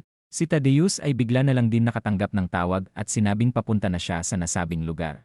Matapos magpaalam ni Thaddeus at ni Pumpkin para umalis, hindi naman nagtagal nang bigla nang dumating si Petro. Ang magkapatid na Dokgo ay nainis dahil sa ngayon lang dumating si Songu. Nainis din si Yuna sa kanyang isipan dahil sa walang ideya ang dalawa na si Songu ang nagpapanggap na Pumpkin kanina. Ang ating bida ay sinabing hindi sila pwedeng magsama-sama sa paglilibot na kanila namang ipinagtaka. Ayon kay Petro may nakita siyang bag ng supply sa paligid, malamang marami pa daw ang bag ng supply na nasa isla. Sinabi niya rin na kailangan na muna nilang mahiwalay upang mangalap ng supply. Si Yuna ay nag-alala dahil siguradong alam na din daw ng ibang killer ang tungkol sa supply. Ang ating bida ay sinabi rin naman na may mas malaki pa silang problema. Ayon sa ating bida, paunti-unting pinagbabawalan ng host ang kanilang lugar na mapupuntahan, kaya naman paunti-unti ding lumiliit ang mapa at wala silang pagpipilian kundi ang makipaglaban sa ibang killer. Si Yuna ay biglang may napansin sa isang sulok at sinabing may nararamdaman siyang kakaiba gamit ang kanyang pang-amoy. Ilang sandali pa, ang dalawa ay nakakita ng supply ng pagkain na ikinatuwa naman ni Yuna. Mula sa magkapatid na Dokgo nakahanap sila ng kakaibang supply na naglalaman ng mga kakaibang bagay. Ang grupo ay bigla na lang din nakarinig ng putok ng baril. Si Yuna ay nag-alala dahil ang akala niya ay walang baril sa islang ito. Ang ating bida ay sinabi rin naman na malamang nanggaling sa supply ang baril. Si Petro ay agad kumilos na ipinagtaka naman ni Yuna kung saan ito pupunta. Sa pag-iisip na baka may mga baril ang mga B-rank na nasa isla, si Petro ay agad kumilos upang subukang mapigilan ang posibilidad na malawakang pagpatay sa mga D-rank. Sa kanyang paglilibot, siya ay napansin ang isang kalahok sa isang sulok. Napansin niya na wala na itong buhay, kaya naman napagtanto niyang hindi na lang isang test ang nangyayari sa islang ito. Si Rafael ay may sinabing ikatutuwa daw ni Tadeus na kanya namang ipinagtaka. Ayon kay Rafael, mas maganda daw na kung si Tadeus na lang ang tutuklas sa kanyang ginawang plano. Si Yuna ay may narinig na kaluskos sa isang sulok, sumigaw din siya at tinanong kung sino ang nagmamasid sa kanya. Ang dalaga ay napansin ang isang lalaki at natandaan na ito ang announcer ng test. Nagtaka si Yuna kung ano ang nangyari sa lalaki, ngunit sinabi lang nitong tumakbo na ang dalaga. Ayon sa kanya, mamamatay daw ang lahat ng nasa islang ito, na ikinagulat namang marinig ni Yuna. Dahil sa pangungulit ni Tadeus kung ano ang planong isinagawa ni Rafael, siya ay sinabing papatayin niya ang lahat ng D-rank at kung sino man ang isang makakasurvive, siguradong ito na daw ang hinahanap nilang si Petro. Ang lalaki ay bigla na lang bumagsak habang sinasabing may ibang mga killer sa isla na pinapatay ang mga D-rank killer. Sinabihan niya rin na mag-ingat lahat ng mga D-rank dahil marami daw talaga ang mga naglilibot sa isla para ubusin ang mga D-rank. Si Yuna ay tinanong kung nasaan na ang mga kalaban, ngunit bigla na lang tinapos ang lalaki na ikinagulat naman ng dalaga. Ang gumawa ng pagpatay ay may pangalan na Chimpanzee kung saan natutuwa siyang makakita ng isang magandang dalaga sa islang ito. Si Yuna ay tinanong na kung ang lalaki nga daw ba ang pumapatay sa mga D-rank na kanya namang sinang-ayunan. Huwag din daw mag-alala ang dalaga dahil bubuhayin niya daw ito at gagawin niyang girlfriend. Si Yuna ay nagsimulang kilabutan sa sinasabi ng kalaban. Napansin niya rin na mukhang hindi malakas si Chimpanzee dahil sa itsura nito. Dahil sa pagtitig ni Yuna sa lalaki, ito ay natutuwa sa pag-aakalang nagagwapuhan ang dalaga sa kanya. Hindi nagtagal nang bigla na lang sumugod si Chimpanzee, ngunit ang magkapatid na Dokgo ay dumating sa tamang oras at napigilan ang kupal. Ang kalaban ay agad umatras habang sinasabi ni Yuna na isang manyakol ang mukhang unggoy na ito. Ang magkapatid na Dokgo ay nalaman na B-rank ang lalaki, ngunit hindi sila kinabahan dahil sa natuto na daw sila noon kung paano lumaban sa isang B-rank. Si Yuna ay napaisip na hindi na sila katulad ng dati matapos ng kanilang naging pagsasanay, kaya naman balak niyang subukan na labanan ang kalaban nang wala ang ating bida. Si Yung ay muling sinabi na tumabi na si Yuna at sinabing sila na ang tatalo sa kalaban. Habang naghahanda ang magkapatid para lumaban, sila ay bigla na lang kumilos ng mabilis sa magkabilang direksyon. Si Chimpanzee ay napansin na parabang tumatakbo palayo ang ginawa ng dalawa, ngunit si Yung ay bigla na lang sumulpot at umatake sa kanilang kalaban. Si Yung ay nag-umpisang magulat dahil sa pambihirang bilis ni Chimpanzee sa pag-iwas. Si Yung ay napansin na bilis ang kalakasan ng kanilang kalaban, kaya naman mabilis na naman siyang kumilos upang gamitan ng puwersa ang mukhang unggoy. Si Yung ay muling nagulat dahil sa may pambihirang bilis din si Chimpanzee. Habang natutuwa si Chimpanzee sa reaksyon ni Yung, si Jay ay bigla na lang lumitaw at pinigilan ang pagkilos ng kanilang kalaban. Si Jay ay kumpiyansang wala nang kawala si Chimpanzee, ngunit si Yung ay kinabahan at sinabing lumayo si Jay sa kanilang kalaban. Si Chimpanzee ay napansin na gusto ng dalawa na maging katulad ni Petro. Siya ay bigla na lang din inilabas ang kanyang totoong lakas habang sinasabing alamat na si Petro, noong kaedad pa lamang nila ito, kaya naman imposibleng maabot daw nila ang level na meron ang ating bida. Habang nahihirapang makahinga ang dalawang magkapatid, si Chimpanzee ay ipinagmalaki din naman ang lakas ng kanyang grip strength. Ang kalaban ay patuloy minaliit ang kakayahan ng dalawa hanggang bigla na lang siyang nagulat dahil sa ipinapakita ng Dokgo Brothers. Si Chimpanzee ay nagulat sa ipinapakitang teamwork ng dalawa dahil sa hindi naman daw sila nag-usap bago magsagawa ng sabay na atake. Ang eksena ay nalipat kay Kajeo, tinanong niya ang magkapatid na kung bakit gustong-gusto nilang maging katulad ni Petro. Ang magkapatid ay sinabi din namang nakatadhana silang maging katulad ng ating bida. Ang eksena ay nalipat sa ampunan ng honor kung saan ang magkapatid ay wala pa ring mga pangalan matapos silang iwan ng kanilang nanay. Ang magkapatid ay pinagtripan at binugbog ng ibang bata sa lugar nalungkot din sila dahil simula noong mawala si Father Gabriel ay naging impyerno na ang kanilang pamumuhay sa ampunan. Si Jay ay umaasang babalikan sila ng kanilang nanay balang araw, ngunit si Yong ay nilinaw na hindi na sila babalikan dahil sa umpisa pa lang ay hindi man lang sila pinangalanan ng kanilang nanay bago iwan sa ampunan.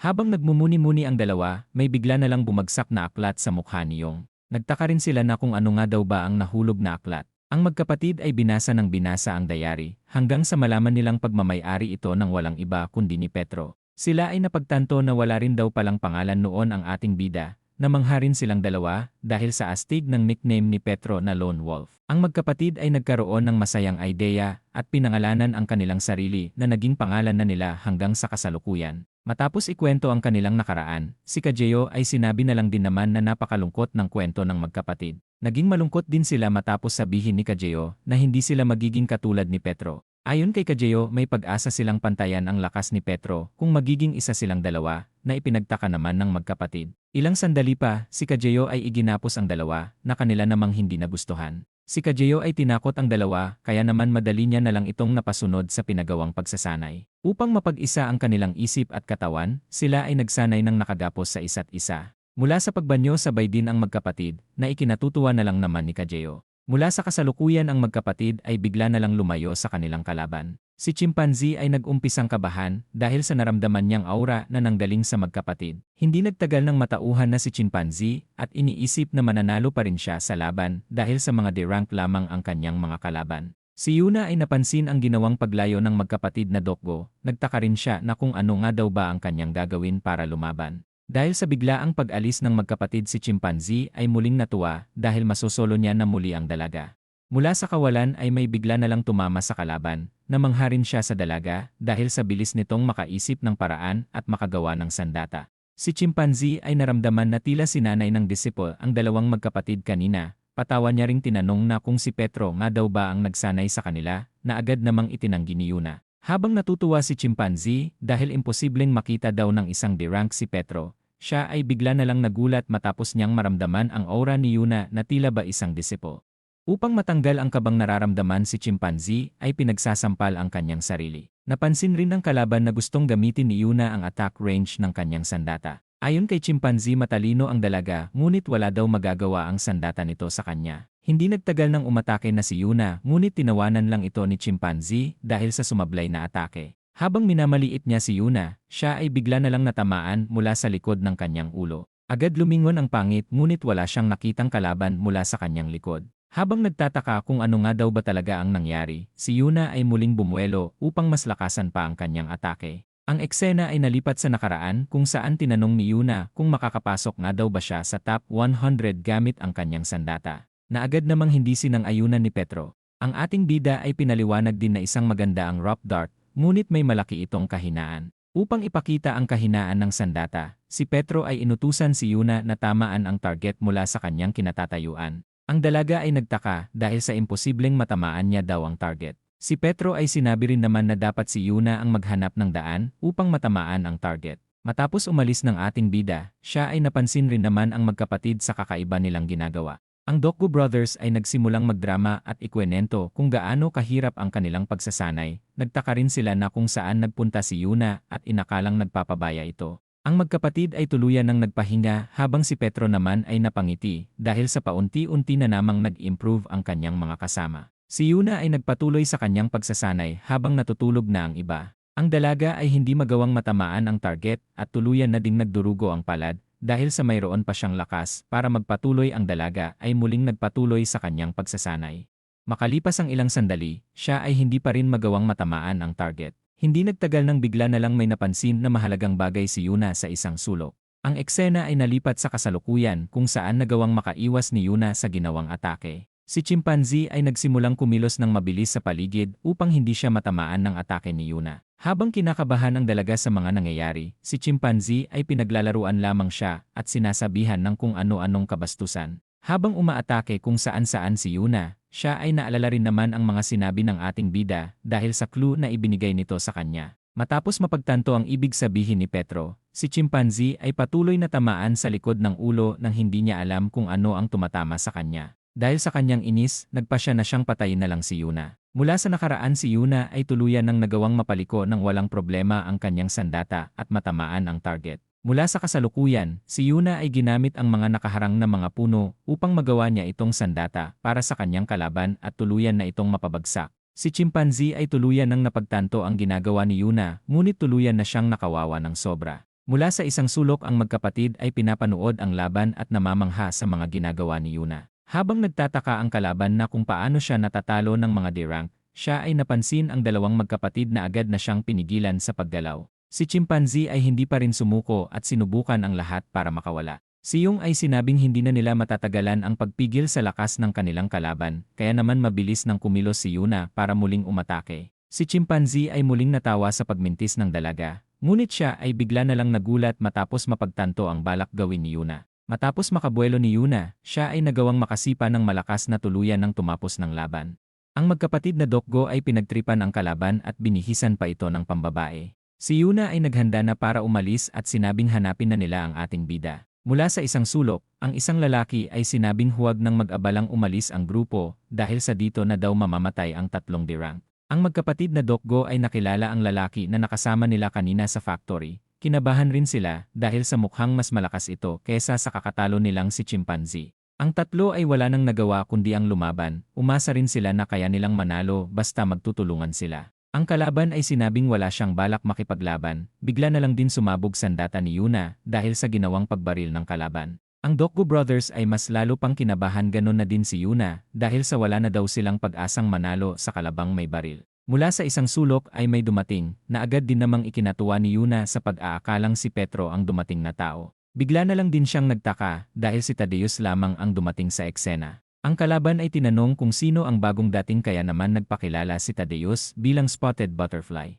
Ayon kay Tadeus pumunta siya rito dahil sa narinig niyang putok ng baril na ikinatuwa naman ng kalaban dahil sa kusang paglapit nito. Matapos tutukan ng pistol, si Tadeus ay hindi man lang kinabahan at nagtaka pa kung sino ang mas mabilis sa kanila ng bala. Ang kalaban ay natuwa sa ipinapakitang tapang ni Tadeus, habang si Yuna naman ay namangha sa ginawa nito, na ipinagtaka naman ni Yung. Ayon kay Yuna nagawang makalapit ni Tadeus, kaya naman malaki daw ang tsansa nito na magawang mapigilan ang lalaking may hawak na baril. Si Tadeus ay naririnig ang mga paliwanag ng dalaga, ngunit upang mas mapasaya pa ang kanyang sitwasyon. Si Tadeus ay hinamon pa ang kanyang kalaban na paputukan siya nito mismo sa bunganga upang magkaalaman sila kung sino nga daw ba ang mas mabilis na mamamatay sa kanilang dalawa. Ang magkapatid ay nagtaka na kung sumuko na nga daw ba si Tadeus dahil sa ginagawa nitong kabaliwan, pati si Yuna ay napaisip na kung ano nga ba ang plinaplano nito. Ang kalaban ay nagsimulang kabahan at hindi magawang makalabit ang gatilyo dahil sa pakiramdam niyang siya ang mamamatay kapag ginawa niya ito. Si Tadeus ay nagtaka sa ikinikilos ng kalaban at sinabing mamamatay ito kapag hindi ito bumaril sa kanya. Habang patuloy na kinakabahan, ang kalaban ay tuluyan ng nagpasyang bumaril, ngunit si Tadeus ay mabilis na kumilos at nagawang mabali ang braso ng lalaki. Ang kalaban ay nagtaka na kung ano nga daw ba ang ginawa ni Tadeus sa kanya. Nagulat din ang tatlo sa sulok at hindi nasundan ang ginawang pag-atake ni Tadeus. Si Tadeus ay sinabing baling braso lang ang meron ang lalaki, kaya naman nagtataka siya kung bakit ito umiiyak. Ang kalaban ay nagsimulang magpaputok, ipinagmalaki niya rin na magaling siyang humawak pagdating sa mga baril. Si Yuna ay nagulat sa nakita dahil sa wala man lang ang tumama sa mga pinaputok ng kalaban. Ang lalaki ay nagtaka na kung bakit hindi siya tumatama. Si Tadeus ay napangiti lamang at sinabing dahil siya ang kalaban nito kaya naman hindi daw ito makakatama sa kanya. Sila Yuna ay hirap masundan ang mga pagkilos ni Tadeus kaya naman sa isang iglap ay bigla na lang nakatanggap ng maraming atake ang kalaban. Habang bagsak ang lalaki sa lapag, si Tadeus ay pabirong sinabi na mukhang nagkukulang sa gatas ang lalaki dahil sa hina ng mga buto nito. Si Yung ay napanganga at hindi alam kung anong nangyari. Napansin rin ni Yuna na tila magkasing lakas si Tadeus at Petro. Ang kalaban ay nagsimulang mamukhaan si Tadeus at nagtaka na kung ano nga daw ba ang ginagawa nito dito. Ayon sa lalaki may panahon daw noong kinakatakutan ng buong kontinente si Tadeus na mas kilala bilang God of Kowloon Hell.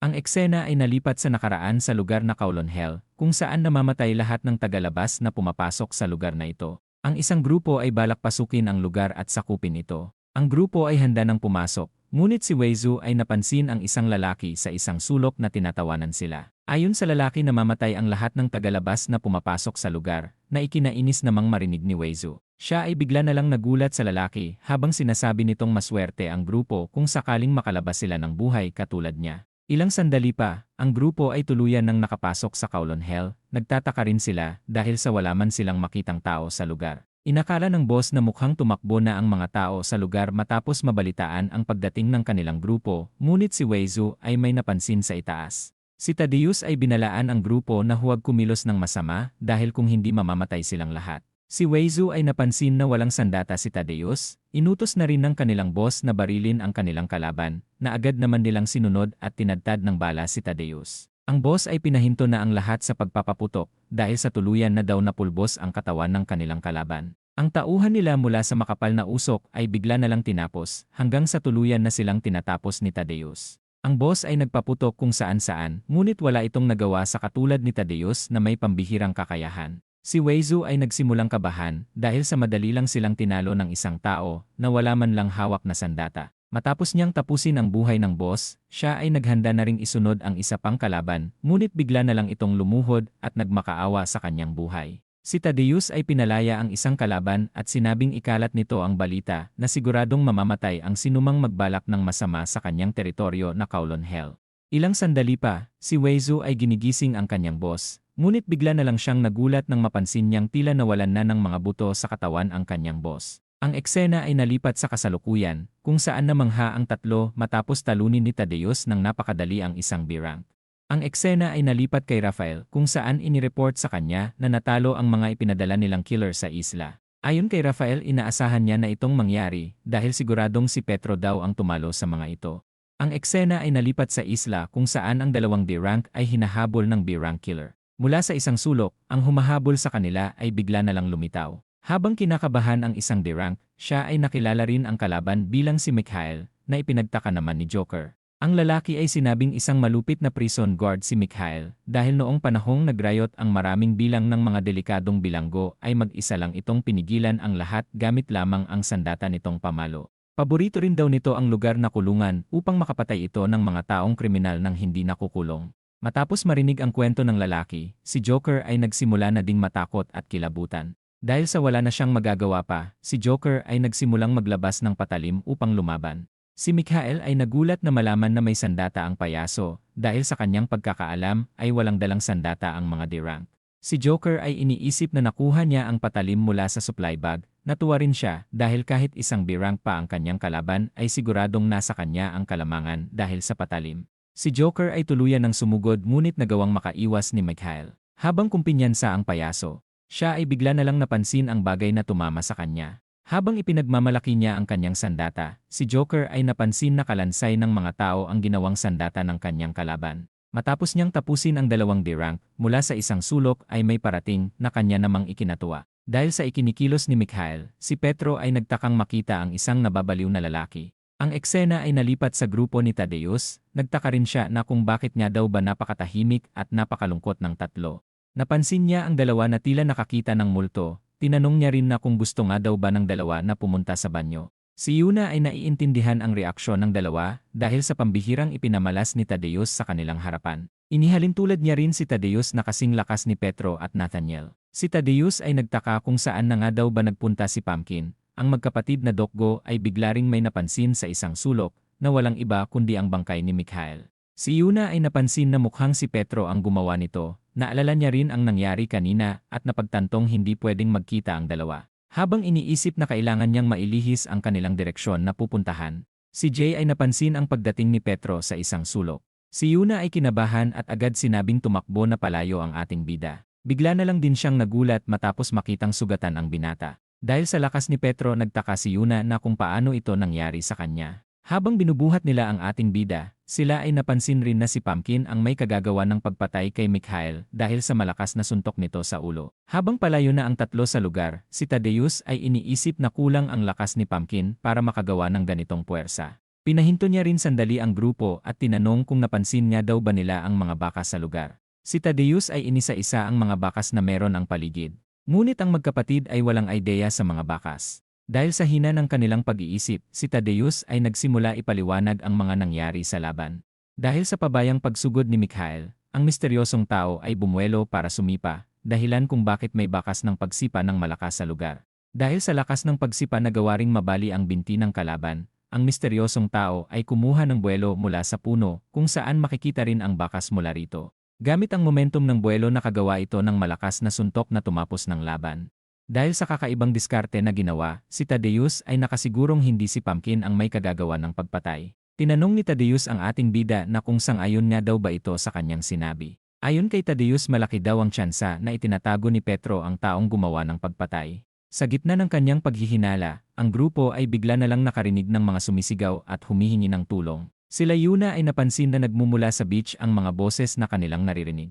Ilang sandali pa ang Dokko Brothers ay tuluyan ng nakarating sa lugar at nagulat sa kanilang nakita. Mula sa lugar ang mga tauhan ni Rafael ay tuluyan ng pinatay ang karamihan sa mga D-rank.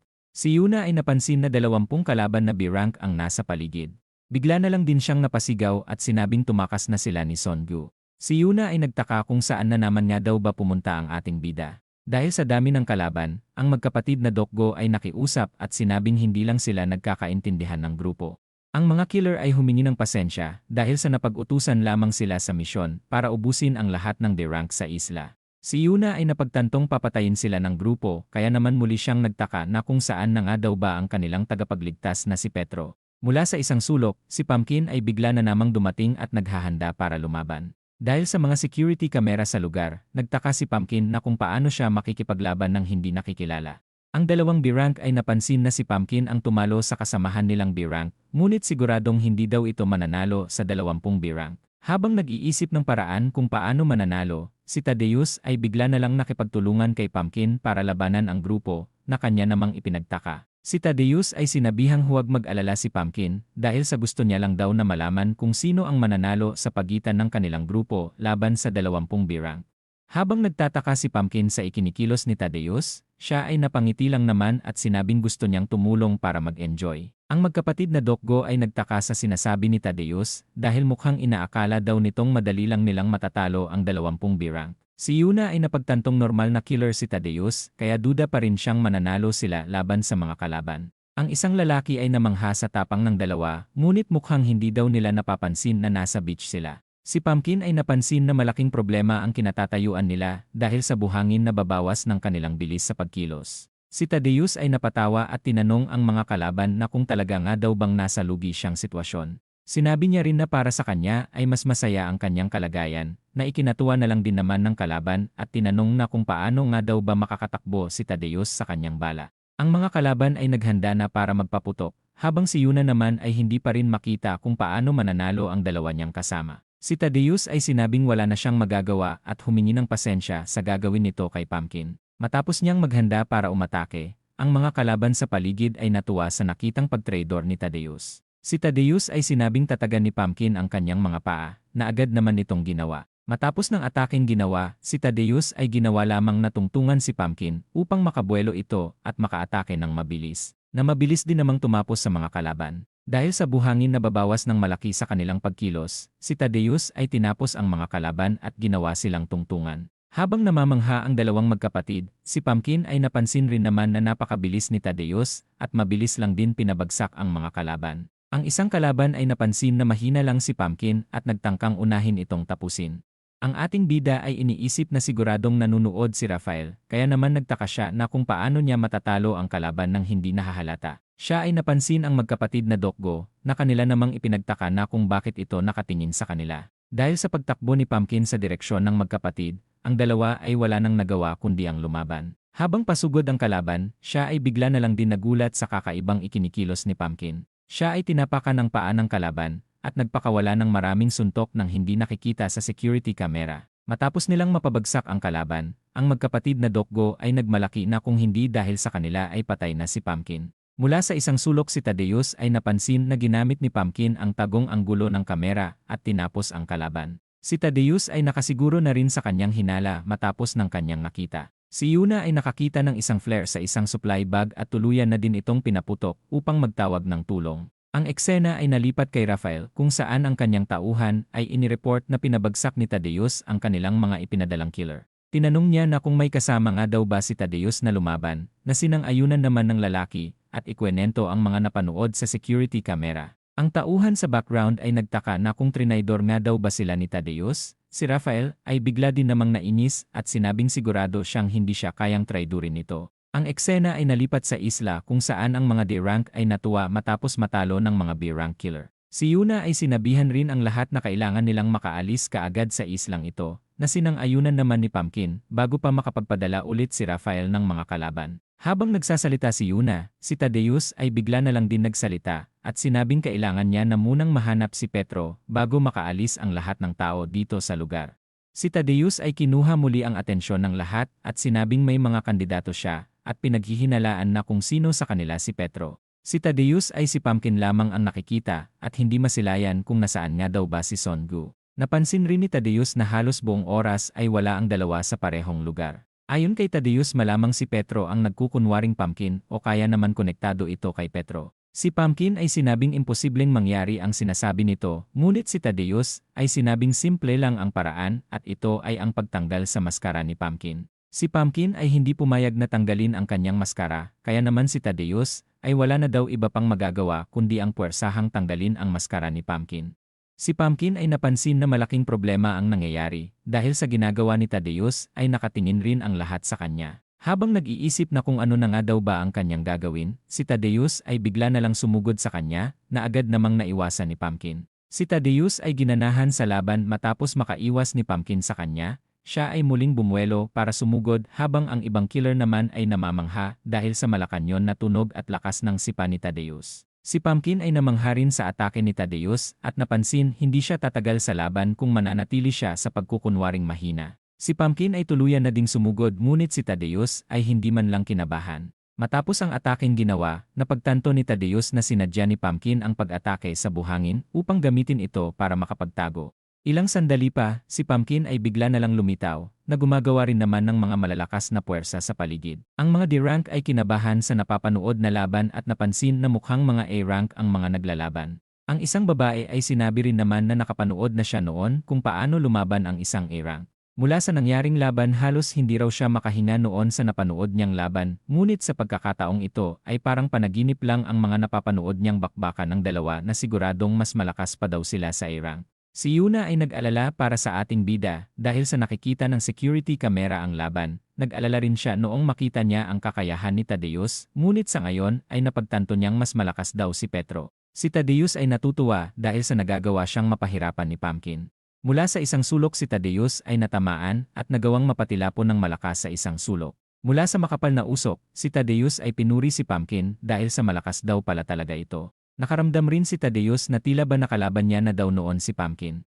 Si Pumpkin ay nagtaka at napansin na hindi pa ipinapakita ni Tadeus ang totoong kakayahan nito. Si Pumpkin ay sinabing huwag nang magkunwari si Tadeus at ipakita na daw nito ang kanyang tunay na kakayahan. Si Tadeus ay humingi ng pasensya sa kanyang pagpipigil. Matapos tanggalin ang salamin, si Pumpkin ay nagulat dahil sa ipinapakitang pagkilos ni Tadeus. Sinabi rin ni Tadeus na kahit magmakaawa pa si Pumpkin ay hindi niya na ito pagbibigyan. Mula sa security camera sa paligid, si Rafael ay pinapanood ang nangyayaring laban. Natuwa rin siya dahil sa tama daw ang kanyang hinala na nagtatago si Petro sa mga D-rank.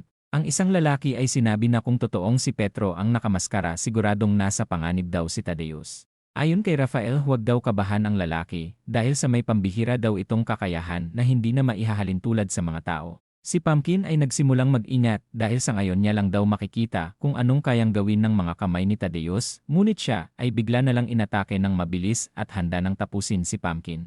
Si Pumpkin ay inaakalang magagawa niyang makaiwas ngunit siya ay tuluyan ng natamaan ng malakas dahil sa reaction speed ni Tadeus na umabot na sa 0 second. Mula sa utak ni Tadeus at sa ginagawa nitong pag-atake pinaliwanag ni Rafael na napakabilis ng reaction speed nito. Si Pumpkin ay nag-counter-attack ngunit si Tadeus ay mas mabilis at muling nakatama kay Pumpkin. Habang sinasabi na mas kailangan panggalingan ni Pumpkin sa laban, si Tadeus ay bigla na lang nagpakawala ng 100 pagsuntok na tumatama sa lahat ng direksyon. Si Pumpkin ay tuluyan ng bumagsak na ipinag-alala naman ni Yuna. Matapos pakawalan ang kanyang ultimate move, si Tadeus ay hindi makapaniwalang buo pa rin ang katawan ni Pumpkin. Si Pumpkin ay hindi na makakilos at napagtantong hindi siya mananalo bilang si Pumpkin.